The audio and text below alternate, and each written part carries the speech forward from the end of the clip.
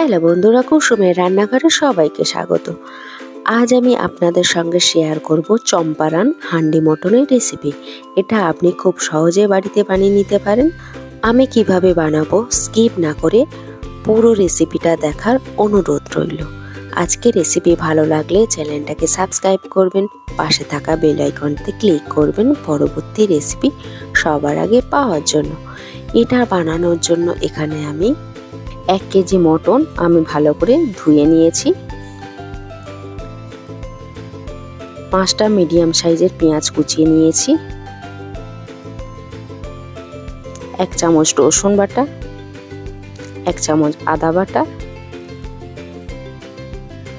স্বাদ মতো লবণ,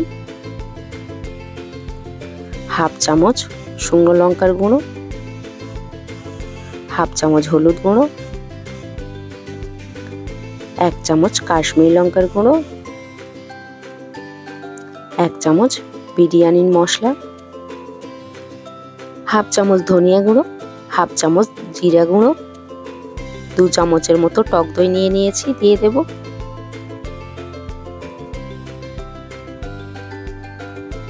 চার চামচের মতো আমি সরিষার তেল নিয়ে নিয়েছি। এটাকে ভালো করে মাখাতে হবে। মাংসটা যত ভালো করে মাখাবেন টেস্টটা কিন্তু দ্বিগুণ হবে। 2টো আস্ত রসুন ধুয়ে নিয়েছি, দিয়ে দেব। এটা আমার মাখানো হয়ে গেছে। আমি 3 ঘন্টার মতো ঢাকনা বন্ধ করে এটা আমি রেস্টে দেব। 3 ঘন্টা পরে আমি মাটির হাঁড়িতে অল্প একটু সরিষার তেল দিয়ে দেব।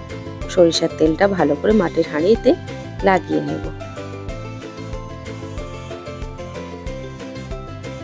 দিয়ে দেব 3টে এলাচ, 3 টুকরো দারচিনি, 2টো শুকনো লঙ্কা। এটা গরম হয়ে গেলে আমি মটনগুলো দিয়ে যে বোলটা মাখিয়ে রেখেছিলাম সামান্য একটু জল দিয়ে দিয়েছি। আমি আগে থেকে আটা মাখিয়ে রেখেছিলাম হাঁড়ির গায়ে, চারিদিকে আমি লাগিয়ে দেব। দিয়ে ঢাকনাটা বন্ধ করে দেব ভালো করে।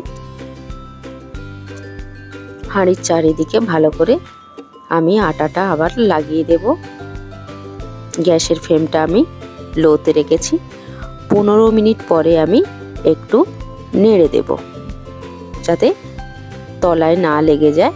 এরকমভাবে আবার 15 মিনিট পরে আমি হাঁড়িটাকে নাড়িয়ে নেব।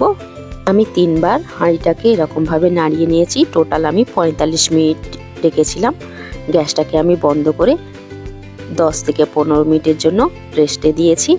তারপরে ছুরির সাহায্যে আমি এটাকে কেটে নেব।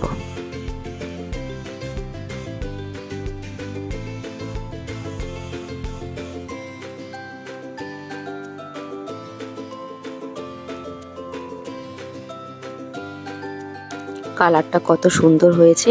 আমার চম্পারন হান্ডি মটন রেডি হয়ে গেছে।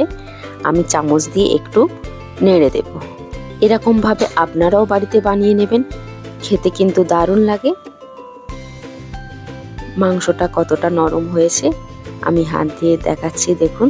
আমার রেসিপিটা ভালো লাগলে লাইক, কমেন্ট, শেয়ার করবেন। আমার চ্যানেলে নতুন বন্ধু হয়ে থাকে চ্যানেলটাকে সাবস্ক্রাইব করবার অনুরোধ রইল। ধন্যবাদ।